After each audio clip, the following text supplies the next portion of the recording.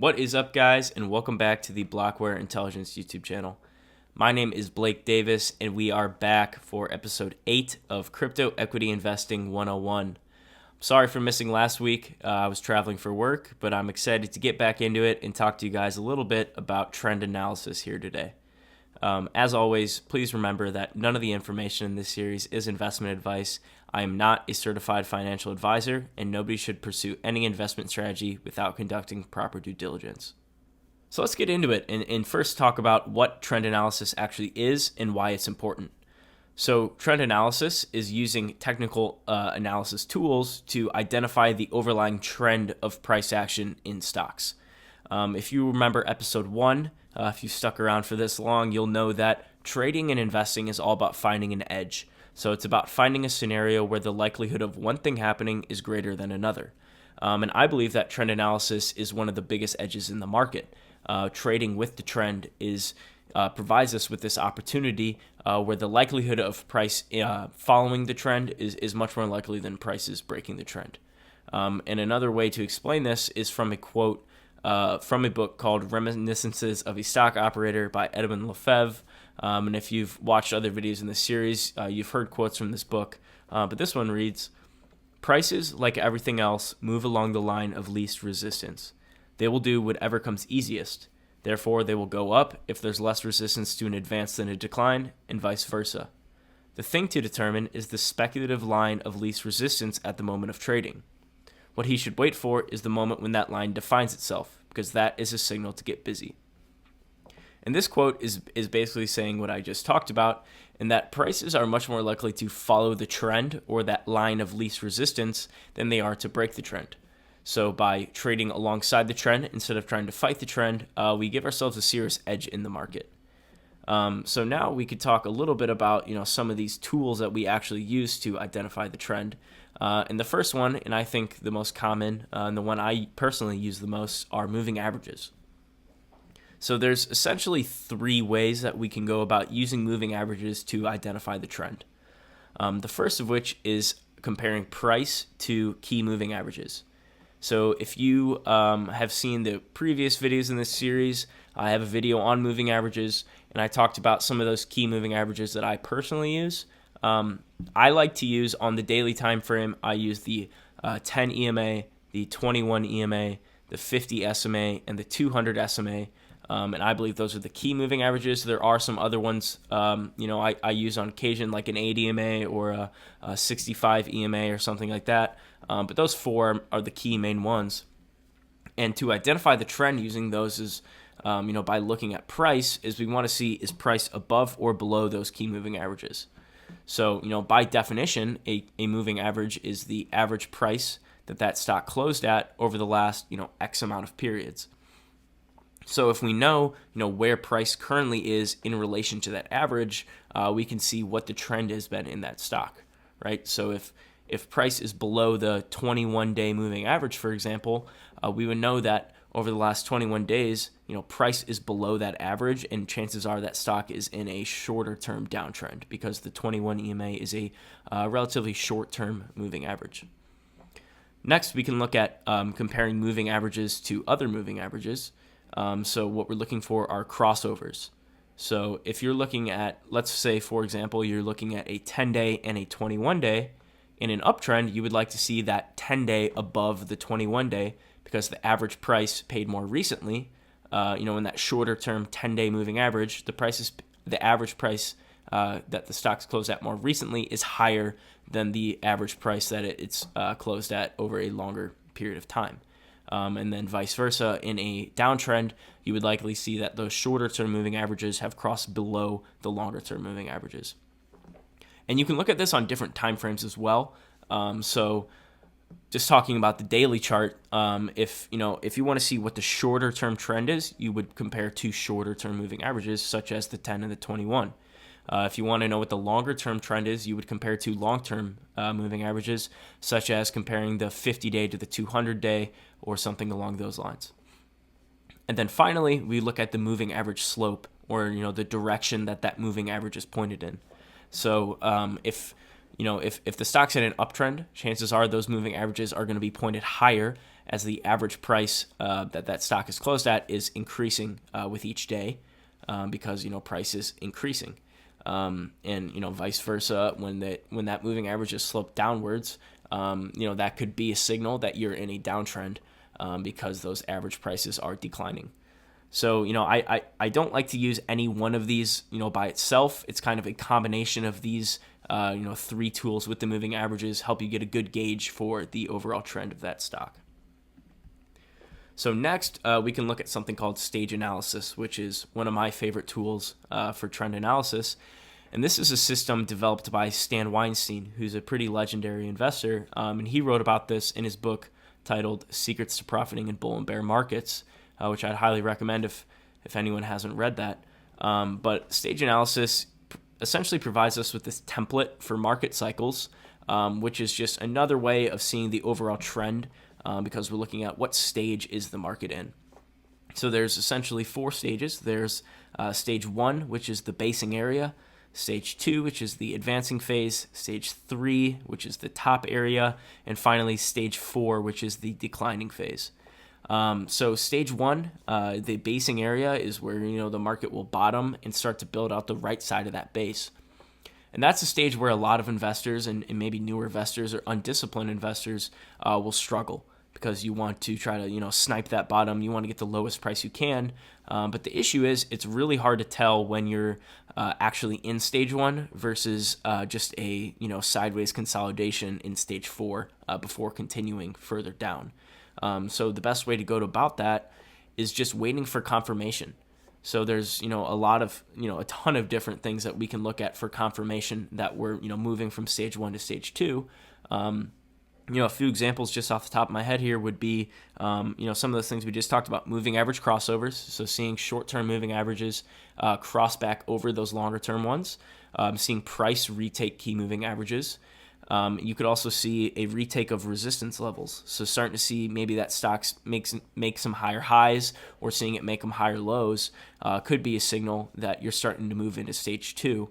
But ultimately, buying stocks that make new highs could be the best way about, knowing for a fact that you're in a stage 2. And then, of course, stage 2 is that advancing phase where stocks go on these big runs. Price is probably above all key moving averages, minus a few hiccups or pullbacks here and there. Before you get into stage 3, which is this phase where we start to see a lot of distribution in stocks. So we're going to talk a little bit later about distribution days, which are signals of when institutions may be starting to sell their positions. You're going to see leading stocks breaking down below support levels. Before ultimately going into stage 4, that declining phase where price is below all key moving averages, breaking through support. It's a bear market or it's a correction. In case you didn't know, the market is currently in a stage 4 decline. So here I've included a example of stage analysis using this market cycle following the 2000 dot-com bubble top. So you could see when the market bottoms there in 2002, that would be your stage 1, and you see this, essentially sideways consolidation basing period before we break out into stage 2, which is that advancing phase, which the market was in for 6 years or so before topping back out in that stage 3 in 2008, and then finally the market bottoms in 2009. This is just one example of using stage analysis, and as you can see compared to that last slide, it's not going to perfectly follow that model, but it is applicable to every market cycle. So the reason I decided to include this 2002 to 2008, 2007 market cycle is just because it's a little cleaner. It's a recent example, but it's clean. If we look at this current market that we're in, right, in 2022, your stage 1 would have been that 2020 COVID bottom. And the issue is, and the reason why I didn't include it is because it was a little, it was a V-shaped recovery, and that makes identifying stage 1 pretty difficult. And it doesn't give us this, textbook, identifiable stage 1 pattern. Even though it was still there, it's just not the best example. So I decided to go with this one instead. But as I mentioned, we are in a stage 4 decline as of today, June 22nd. So next I want to talk about the follow-through day, which is a signal that the market is attempting to move from stage 1 to stage 2. So the follow-through day has a few criteria, and it allows us to know exactly when the market is staging a legitimate rally attempt. And they don't all work, right? That quote that I've included down there is that not every follow-through day starts a bull market, but every bull market starts with a follow-through day. So as you'll see in previous bear markets, there will be a bunch of follow-through days. I want to say in the 2000 bear market, there was 5 or 6, something along there, and they ultimately fail until one finally works. But one rule that a lot of these O'Neill Can Slim style investors like to use, like myself, and this of course isn't investment advice, but I like to buy something on a follow through day. I always like to buy something on a follow through day in case that is the rally attempt that's going to work. And of course, we still manage risk as we always would, and we use a stop loss and we manage risk. But buying something on a follow-through day, generally has been a winning strategy as long as you're managing risk. So the criteria for a follow-through day are that first, it needs to be at least 4 days following an apparent market bottom. And you can use any index. You can use the S&P 500, the NASDAQ Composite, or the Dow Jones. But we're looking for the 4th day following a market bottom. And it doesn't have to be on day 4, but day 4 is the first day you can see a follow-through day. Then from there, you need a day where the index is up significantly. So the benchmark that we like to use is greater than 1.5%. So first we have, it's day 4 following the market bottom at least. The index is up at least 1.5% on the day. And then the final thing we need to see is that volume on that day is larger than the previous day. So it doesn't have to be, massive volume, above a 50-day moving average of volume or anything like that. It just needs to be at least 1 share greater than the previous day. And if all 3 of those criteria are met, then you would see a follow-through day, which is a signal that the market is staging a rally attempt. And a follow-through day can fail. As I mentioned, most bear markets have multiple follow-through days. And a follow-through day would fail when the price of that index undercuts that bottom that we were, just tracking at least day 4 out of, So I've included an example here from 2020 with that market bottom, and that was actually a very rare occurrence in that the first fall-through day that occurred was the one that stuck. But as you can see on that chart, that fall-through day occurred on April 6th, 2020. And on that day, this is the S&P. I believe all 3 of those indexes had a fall-through day on the same day. I could be wrong about that, but this is the S&P 500, and you can see that day I'm pointing to where the price got back above that 21 EMA. Price was up for the S&P 7% that day, and it was at least day 4 following the market bottom. Right, that looks like day 11 or so. And if you look at the bottom, you can see that price was up against the previous day. So this was a fall through day. That was a signal that the market was staging a legitimate attempt. It's never a guarantee, but it is a fairly good signal that, the market is trying to move into stage 2. And of course, it ended up working, and we haven't undercut those price levels quite yet. So similar to a fall through day, or I should say the opposite of a fall through day, but less significant because they occur much more often, is a distribution day. So this is something that we can use, towards stage 2 and into stage 3 to identify when this rally is getting a little bit, long in the tooth, if you will. And a distribution day is a signal of institutional selling or institutional distribution. So if you want to think about it as the opposite of a follow-through day, we're looking for a day where the index is down fairly significantly. So in this instance, we're going to use 20 basis points as our benchmark. So you're looking for a day where the index is down at least 0.2%.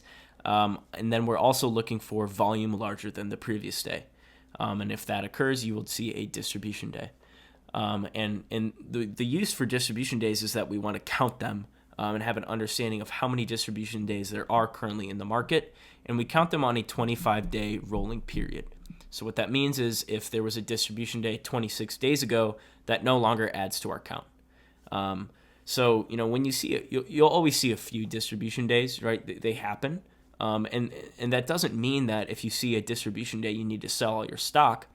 Seeing 1 or 2 distribution days is not a big deal. But once you start to see, 3, 4, 5, 6 plus distribution days in a short period of time, maybe in 1, 2, 3 weeks, that can be a cause for concern. And that, once again, it doesn't necessarily mean that you need to sell your stock because, like we've mentioned, price is king. And if you don't see price levels breaking down, there isn't necessarily a need for you to dump all of your positions, but it should raise a red flag. And it should signal to you that, hey, maybe institutions are starting to scale out of these positions, our rally's getting a little bit extended, and we could be due for a correction. So it's more so a signal than it is a, sell everything panic kind of moment.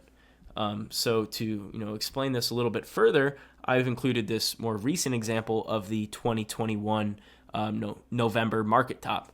And you could see, sort of the tail end of this stage 2 that we were in into stage 3.